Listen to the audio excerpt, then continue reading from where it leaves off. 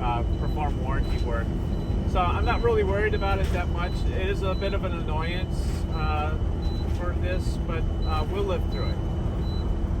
This is one of the joys of owning an RV. You never know what might happen, what to expect. When you get something new, just like a new car, you know, sometimes things go wrong, and that's what happened to us. We'll get it fixed. And a frustrating jack alarm. There's a noise that we hear every time we turn on the ignition without raising the jacks. Last weekend and the weekend before, we heard this noise when we were driving down the road.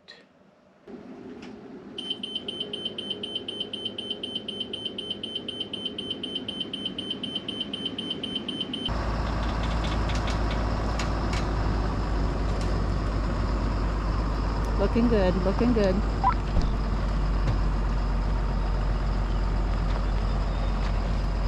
Turn it hard. I'm sure it's already hard. You're fine. It's already hard. I'm not gonna make it. Can you watch the front? Yeah, I am already looking at the front. Well, nope, you're not gonna make it.